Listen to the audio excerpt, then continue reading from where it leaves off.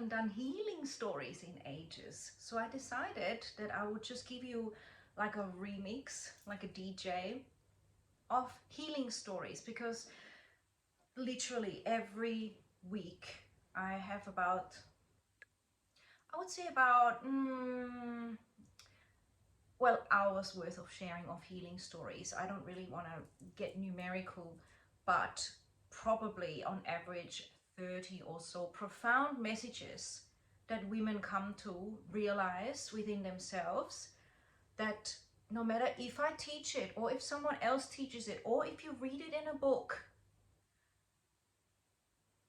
the knowledge externally won't reach the inside until they really feel it and connect to the place where she stopped realizing it.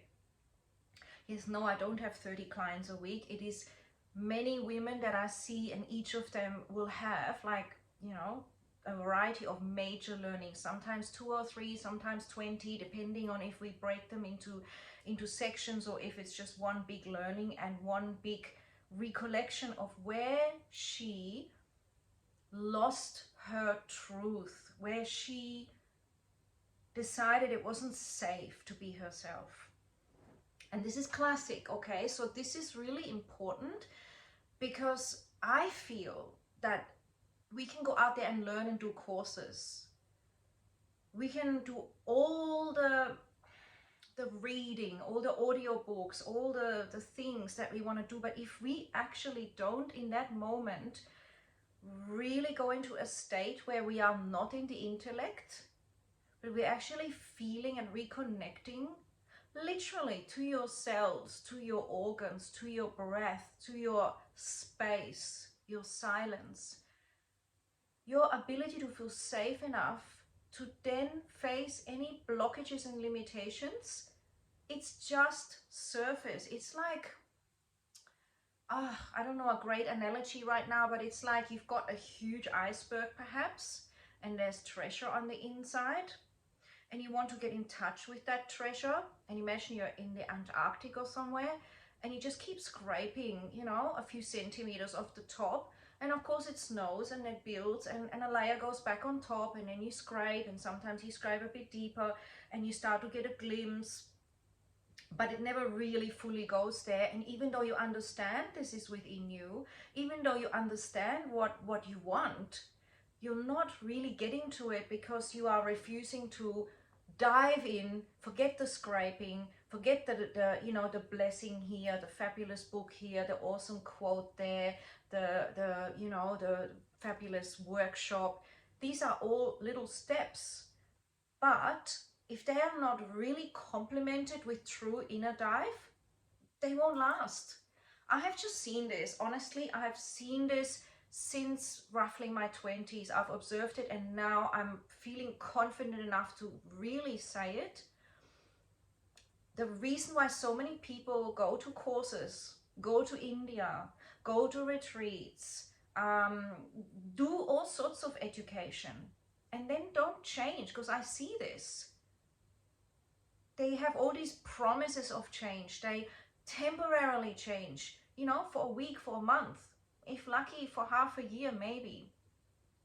The problem is, if it's not deep and if it's not integrated, it just goes generally, mostly, not all the way, back to what was before, because ultimately that's how we're programmed, sadly enough. So that means if you're programmed well as a child, you're set for life. That's why being a parent, in my opinion, is the most powerful position you're ever in. And I've always felt it, and I just know I came into this life knowing that that we really program our kids with everything we do. Now, that doesn't mean we can suddenly be perfect, and certain things you might think are negative programming can become a positive programming. It's not black and white. But it is a realization that what we program in childhood and what we bring into this life as a karmic experience, where we choose as a soul, can only be released when we really go within. And it has to be a daily meditation. There is just none of this, you know, oh well, you know, I've got it now, I'm just gonna be free and fly around, because the world is around us. Tests will come, and the moment we're not feeling our highest, the old program tends to come back in. This is why we create habits. This is why, you know, you have reinforcement with your coaches or with the people you love. This is why who you hang out with matters so much. And this is why what I offer always has been deep. And it has scared some people away, not in a scary way, but they realize it's just too much. I have to face my stuff. But for me, nothing is more important. And I attract naturally people that want to do the work. Whether they do it slowly or quickly is up to them. This is all unique pace. But it's not one of those quick fix things where you go to one retreat or you come to a couple of yoga classes, you get your high and your peak, and afterwards, you know, you forget it and you go back to, you know, your old lifestyle really, and you don't integrate it on a level where you know you keep growing. It's like you went on the playground and then you went, oh, I've done that, tick that box, I'm off back to my normal life. Try to integrate that experience of the swing and the slide, but it's not, because you are actually choosing that old life again. You're not choosing and embodying what you've learned, and that requires consciousness. That requires sitting down and being okay with feeling it all, recognizing what is it that wants to be acknowledged in the body, in the mind, in the emotion. How are we breathing? How masterful are we at really noticing that this is all a movie around us that we obviously play in and add to, and what frequency we want to add to it, again, is our choice. What movie do we want to see is our choice. And everyone has their own learning depending on where they are. So I have seen this for a very, very long time, and I'm not saying this out of ego, but it has sometimes frustrated me, because I wonder, why are people not seeing this? Why do they think a little dip here and a little dip there is going to actually lead to that? And then they go back into a healing crisis, which is fine, and then come back, but you know, many times, and then exploring something else. And the ego is very much into, oh, let me have another taste of this, let me have a taste of that. But then often people come back and say, man, Sabine, your stuff is what resonated in your, when I was with you, stuff was shifting, and then I don't know why I took off on an orbit. But that is our soul journey. We will take off until we're ready to really be in it and to be supported, to keep it. So initially you get the support, and then after that you recognize it. You've got all the tools, and most of all the tool of going inside and trusting yourself. So this is what always comes up in sessions. This is why this is, I guess, a healing story, because every single time I see a woman, either at yoga where she has a major awakening and sees, you know, past lives, colors, and not to get attached to this, but just awakenings of vision, awakenings of multidimensionality, awakenings of a bliss that has been buried deep within. But also in one-on-one sessions, because that's where we tackle the specifics. That's where we get to the root cause personally. And that requires the woman to feel safe.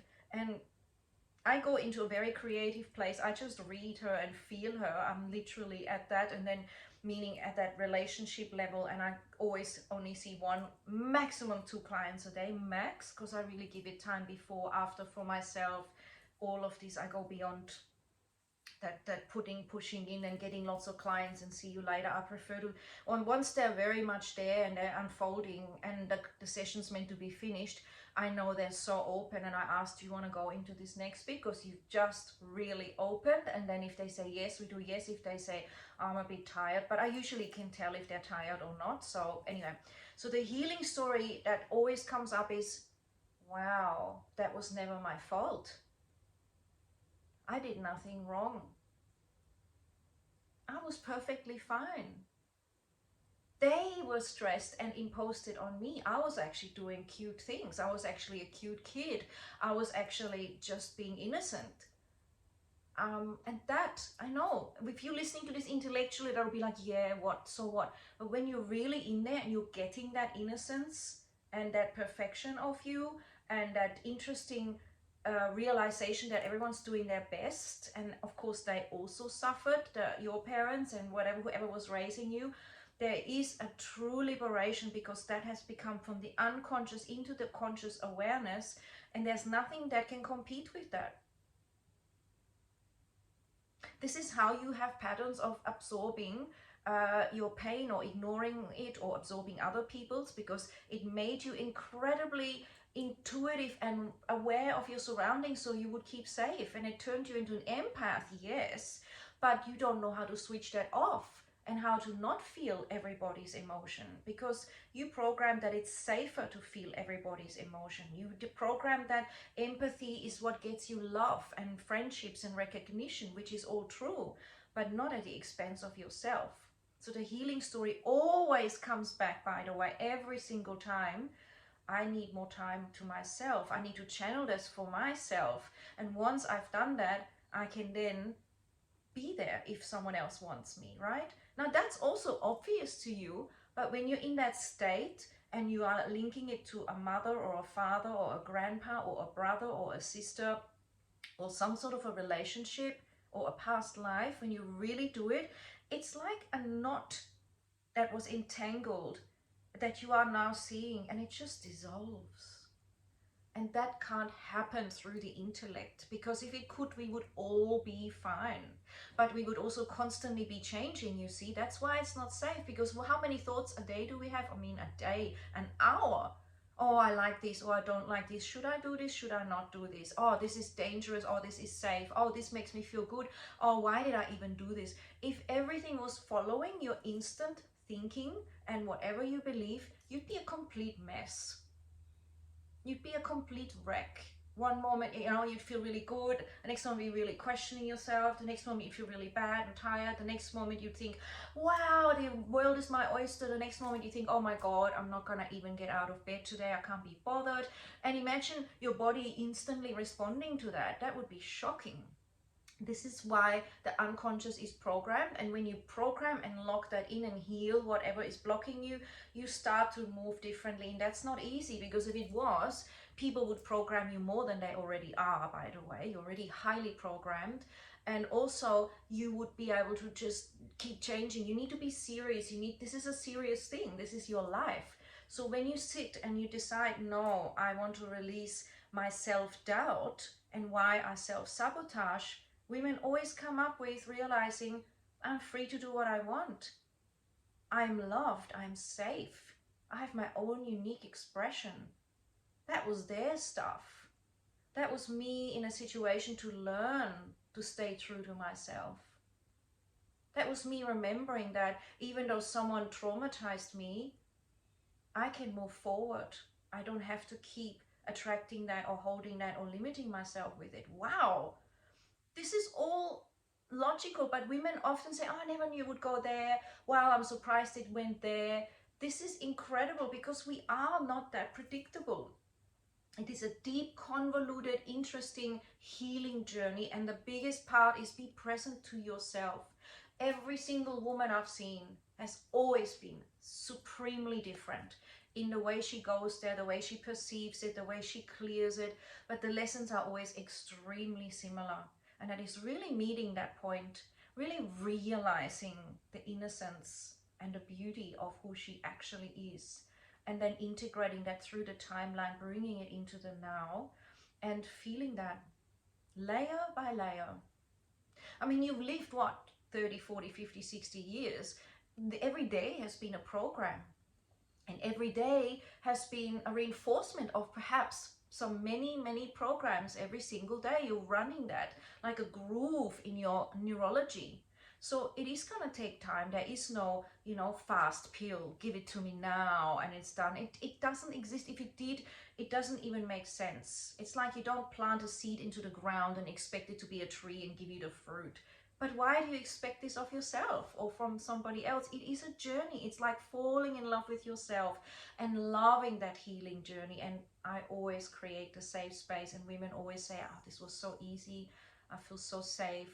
I loved it so much every time. So I want to invite you, if you're interested, because this is where I'm going with this more. Now that I've got more freedom and more time, I'm literally there on a higher capacity, so I can actually have more people come in, hold that space, set up a program to fully support in every way, using yoga, visualization, breath work, NLP, hypnosis, and all my other experiences of my own life, which are also many dimensions of spirituality. So enjoy, let me know what you think. Ciao!